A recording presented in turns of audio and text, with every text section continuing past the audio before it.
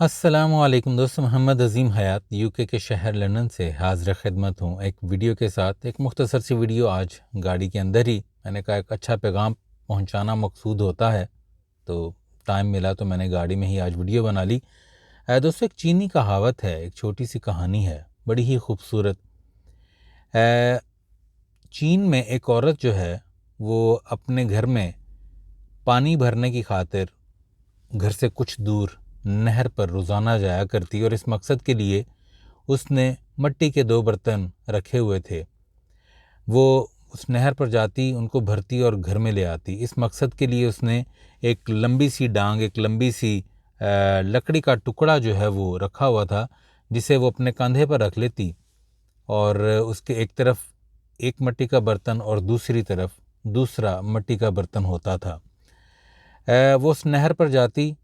ان مٹکوں کو بھرتی اور اپنے گھر لے آتی، لیکن ان میں سے ایک مٹکا جو دوستو وہ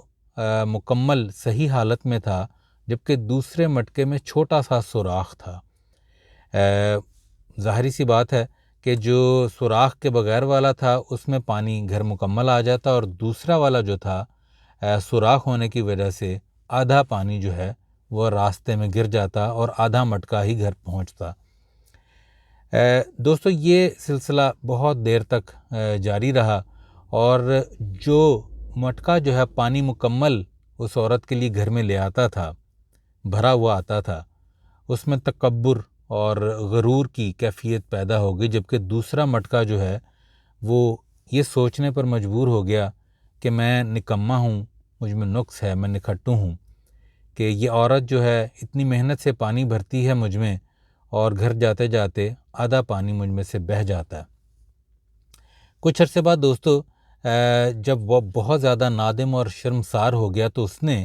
آخر ایک دن فیصلہ کیا کہ وہ اب اس بوڑھی عورت کو اپنے دل کی بات ضرور کہے گا۔ چنانچہ اس نے ایک دن موقع سمجھتے ہوئے اس عورت سے کہا کہ مجھے بڑا دکھ ہے، مجھے بڑی تکلیف ہے اس چیز کی، اور آج میں یہ بات تم سے کرنا چاہتا ہوں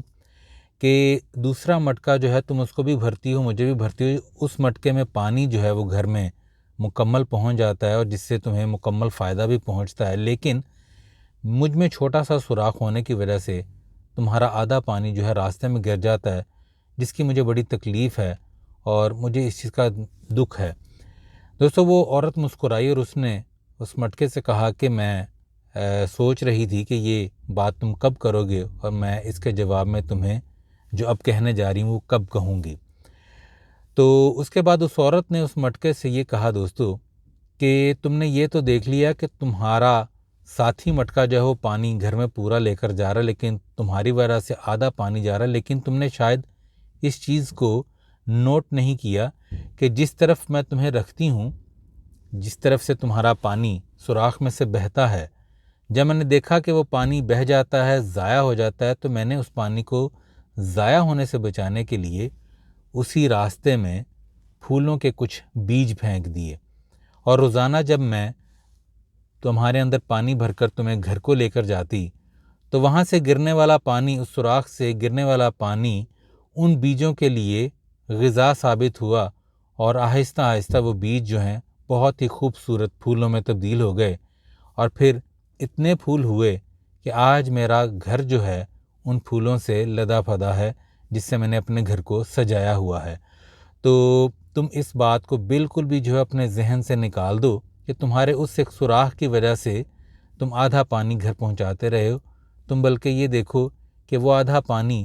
جو وہ تم بیجوں کو دیتے رہے ہو، یا تمہاری وجہ سے ان بیجوں کو ملتا رہا ہے، میرے گھر کا راستہ اور میرے گھر کے اندرونی ماحول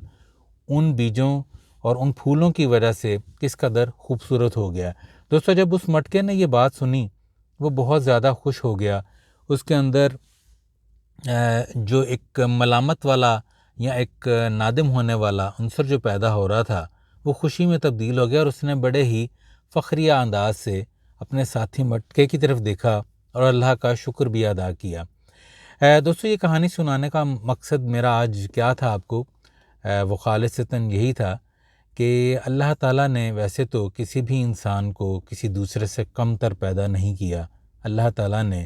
ہر ایک کو ایک جیسا ہی بنایا ہے۔ ہاں کچھ لوگ جو ہیں وہ اپنی آپ سمجھ لیں چلاکی یا ہوشیاری یا جو اللہ تعالیٰ نے اس کو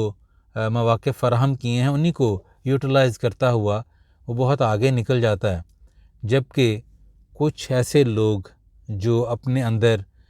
کسی محرومیت کی وجہ سے یا کسی چھوٹی سی بات کی وجہ سے ان کو پلے میں باندھ لیتے ہیں اور پھر ساری زندگی یا بہت عرصہ تک اسی بات کو چباتے رہتے ہیں اور لے کر چلتے رہتے ہیں، اور آخر میں کیا ہوتا ہے کہ وہ کامیاب نہیں ہو پاتے۔ تو دوستو یہ کہانی ان سب کے لیے بلکہ میرے لیے اپنے لیے بھی ہے، حالانکہ ایسی حکایتیں یا کہاوتیں ان میں حقیقت تو کچھ نہیں ہوتی، مقصد صرف بات کو سمجھانا ہوتا ہے، جو کہ بہت اچھے طریقے سے ایسی کہاوتیں سمجھا جاتی ہیں۔ تو دوستو ہمیں یہ چیز ذہن میں رکھنی چاہیے کہ اللہ تعالیٰ نے اگر خدا نہ خواستہ کسی کو ہلکی پھلکی کو ایسی بات میں رکھا بھی ہے، مبتلا بھی کر رکھا ہے، تو یقیناً اللہ تعالیٰ نے اس کو ایسی صلاحیت بھی دی ہوگی جو اس کے اپنے لیے یا دوسروں کے لیے بہت اچھی ہوگی۔ اور دوسری چیز دوستو جو اس میں دیکھنے والی ہے وہ یہ ہے کہ اگر کوئی شخص بہت اچھا کر رہا ہے تو وہ بھی اللہ تعالیٰ کی احسان کی وجہ سے، اللہ تعالیٰ کی مہربانی کی وجہ سے ہی کر رہا ہے، اس میں اس کا خاص کمال کوئی نہیں ہے۔ اس مٹکے کی طرح، ٹوٹے ہوئے مٹکے کی طرح وہ ثابت مٹکا بھی جو ہے کبھی ٹوٹ سکتا ہے، اس میں بھی سوراخ ہو سکتا ہے۔ اور اسی طرح جو لوگ بہت اچھا کر رہے ہیں اگر وہ غرور اور تکبر کا عنصر اپنے اندر پیدا کریں گے اور خود غرضی اور ناشکر گزاری جیسی چیزیں ان کے اندر آئیں گی، تو وہ چیزیں بھی یہ ذہن میں رکھیں کہ کبھی ایسا وقت بھی آ سکتا ہے کہ وہ یہ کام نہ کر پائیں مکمل طور پر، اور وہ بھی اس ٹوٹے ہوئے مٹکے کی طرح اس کیٹیگری میں آ جائیں۔ تو اپنا بہت سا خیال رکھیے گا اس دعا کے ساتھ